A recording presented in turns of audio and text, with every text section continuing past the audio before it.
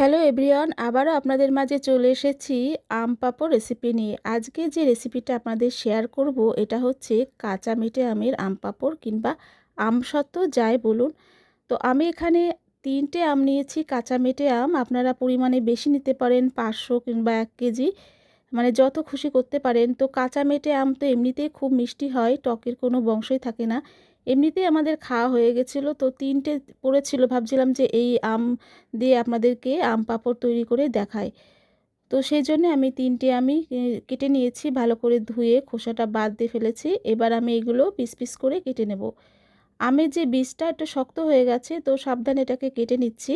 আপনারা চাইলে কাঁচা আমেরও করতে পারেন, কিন্তু কাঁচা আমের আম পাঁপড় কিংবা আমসত্ত্ব করতে হলে অনেকটা পরিমাণে চিনির দরকার হয়, অনেক টক হয়, তো চিনি প্রচুর লাগে। আর এই আম মানে কাঁচা মেটে আমের করলে কিন্তু অত চিনির দরকার হয় না, জাস্ট একটু টেস্টের জন্যে চিনিতে হয়। তো যাই হোক, আমি আমগুলো এরকমভাবে পিস পিস করে কেটে নিয়েছি সবকটা। এবার আমি এই আমগুলো প্রেশার কুকারে সেদ্ধ করে নেব। প্রেশার কুকারে সেদ্ধ করলে খুব তাড়াতাড়ি সেদ্ধ হয়ে যায় কম সময়ের মধ্যে। তো সেই জন্য আমি প্রেশার কুকারে দিয়ে দিলাম, আর একটু ফ্লেভারের জন্যে গোলমরিচ দিয়ে দিলাম, আর একটা দারচিনির স্টিক দিয়ে দিলাম। আর একদম অল্প করে নুনটা দিতে হবে, আর অল্প করে জল দিচ্ছি। জলের পরিমাণটা বেশি দেওয়ার দরকার নেই, মোটামুটি যাতে সেদ্ধ হয় সেরকম জল দিলেই হবে। তো জলটা দিয়ে একটু মিশিয়ে নিচ্ছি নুনের সাথে। আর নুনটা আপনারা একটু হিসাব করে দেবেন, মানে আম যেটুকু হবে সেই পরিমাণ হিসেবে নুনটা দেবেন। তো আমি প্রেসারে সিটি পড়ার পর একটু নরম করে নিয়েছি। তো দেখুন এখানে কত সুন্দর মানে নরম হয়ে গেছে, গলে গেছে। একটা সিটির পরে আমি কিছুক্ষণ রেখেছিলাম টাইমে, তারপর আমি এটা যখন এমনি এমনি খুলে গেছে তখনই আমি মানে ওপেন করলাম। আর একটা বাটিতে আমি নামিয়ে নিয়েছি আমগুলো। আর এই যে গোলমরিচগুলো ছিল সেগুলো আমি বাদ দিয়ে ফেলে দিচ্ছি, কারণ এগুলো যদি আমি পেস্ট করে নিই অনেকটা ঝাল হয়ে যাবে, তো সেই জন্য আমি এগুলো বাদ দিয়ে দিচ্ছি। এবার আমি মিক্সিং জারে এই পুরো আমটা ঢেলে নেব, মানে পেস্ট করে নেব, সেই জন্য আমি ঢেলে নিচ্ছি। এমনিতে এটা খুবই নরম হয়ে গেছে, কিন্তু একটু যদি ছিবড়া ছিবড়া থাকে, মানে আমের যে বীজটা ছিল একটু শক্ত হয়ে গেছিলো, তো সেই জন্যে মিক্সিতে পেস্ট করে নেওয়াই ভালো। তো আমি সবটাই ঢেলে নিলাম, আর এবারে এটাকে আমি মিক্সিতে পেস্ট করে নেব। তো এখানে আমার মিক্সিতে ভালোভাবে পেস্ট হয়ে গেছে, দেখুন কত সুন্দর মসৃণ একদম স্মুথ পেস্ট হয়ে গেছে।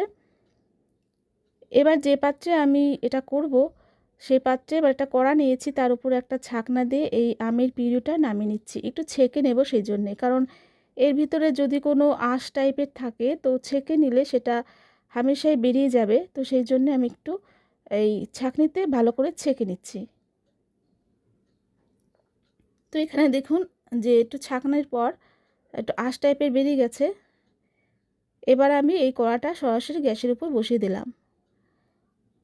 এই আমের পিউরিটা আমি অনেকক্ষণ ধরে নাড়বো, মানে যতক্ষণ না একটা স্বচ্ছ ভাব চলে আসছে আমের ভিতরে ততক্ষণ কিন্তু আমি কন্টিনিউস নেড়েই যাব, যাতে এটা ভালোভাবে কুক হয়।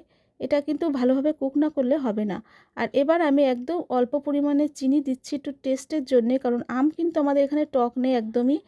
তো একটু টেস্টটা ভালো রাখার জন্যে আমি এখানে চিনিটা দিচ্ছি। খুব অল্প চিনিতে এটা হয়ে যায়। তো চিনিটা মোটামুটি মেল্ট হয়ে গেছে, দেখুন সুন্দরভাবে মেল্ট হয়ে গেছে। আমি এটাকে নেড়েই যাচ্ছি সমানে। গ্যাসের ফ্লেমটা মিডিয়াম রেখে বেশি জোর দিয়ে নাড়বেন না, না হলে কিন্তু ঝটপট এটাকে পুড়ে যাবে। তো এটা নাড়তে নাড়তে বেশ দেখছেন আস্তে আস্তে স্বচ্ছ একটা ভাব চলে আসছে। এবার আমি এতে দিয়ে দিচ্ছি বিট নুন। অল্প পরিমাণে নুনটাই দেবেন। আর দিয়ে দিচ্ছি একদম সামান্য লঙ্কার গুঁড়ো, এটা আপনারা স্কিপ করতে পারেন। আমি একটু ঝাল ঝাল মিষ্টি মিষ্টি টেস্ট আনার জন্যে লঙ্কাটা দিলাম। আপনারা চাইলে শুধু চিনিটাও দিতে পারেন। আর নুনটা একটু বুঝে শুনে দেবেন, কারণ আর নুন আমি সেদ্ধর সময় দিয়েছিলাম, আবার এখন একটু বিট নুন দিলাম। তো এটাকে নাড়তে নাড়তে দেখুন কত সুন্দর একটা স্বচ্ছ ভাব চলে এসছে, এটা দেখে কিন্তু মনেই হচ্ছে যে হয়ে গেছে। তো এই অবস্থায় আমি এটা নামিয়ে নেব। দেখুন এটা স্বচ্ছ ভাব চলে এসছে, বেশ খানিকক্ষণ ধরে আমি এটাকে নেড়েছি। আর এরকম একটা স্বচ্ছ ভাব আসলেই বুঝতে পারবেন যে এই আমের পিউরিটা হয়ে গেছে। এবার একটা থালাতে আমি তেল দিয়েছি, তেলটাকে ব্রাশ করে নিলাম, এর উপরে আমি এই আমের পিউরিটা ঢালবো। তো এটাকে আমি ঢেলে নিচ্ছি, আমের পিউরিটা পুরোটাই ঢেলে নিয়ে একটু পাতিয়ে নেব। একটু মোটা করে আমি এই লেয়ারটা দিচ্ছি, আপনারা চাইলে পাতলা করেও দিতে পারেন। আমি এটাকে একটু মোটা করে রাখছি, মানে এটাকে আমরা যখন কাটবো বেশ পিস পিস করে কাটবো, তো একটু মোটা হলে ভালো হবে। আপনারা চাইলে বড় একটা থালাতে একটু পাতলা করেও লেয়ারটা দিতে পারেন, তাড়াতাড়ি শুকিয়ে যাবে। এটা সুন্দর করে বেশ চারিদিকটা ছড়িয়ে দিচ্ছি আমের এই পিউরিটা। এবার এটাকে আমি রোদে দেব। তো আমি রোদে দিলাম এই আমের পাত্রটা। এরকমভাবে 2-3 দিন ধরে আপনারা রোদে কিংবা পাখার হাওয়াতে দেবেন, খুব সুন্দরভাবে শুকিয়ে যাবে। তো আমি এটা নিয়ে চলে এসেছি, দেখুন কত সুন্দরভাবে শুকিয়ে গেছে। এবার আমি এটাকে পিস পিস করে কেটে নিচ্ছি। আপনারা চাইলে পুরোটা তুলে নিয়েও পিস পিস করে কাটতে পারেন। আমি এটাকে আগে পিস পিস করছি যাতে তুলতে একটু সুবিধা হয়, এমনিতে ওটা উঠে আসছিল। তো যাই হোক, আমি এরকমভাবে কেটে নিচ্ছি। আর মাঝখানটা আমার একটু কালো হয়ে গেছে, কারণ একটা পাত্র আমি ঢাকা দিয়ে রেখেছিলাম, তো সেই জন্যে কেমন একটা যেন কালো হয়ে গেছে, কিন্তু খেতে কিন্তু দারুণ টেস্ট হয়েছিল। এবার আমি এরকমভাবে তুলে নিচ্ছি, দেখুন কত সুন্দরভাবে সহজে উঠে যাচ্ছে। আপনারা আগে তুলে এরকমভাবে পিস পিস করতে পারেন।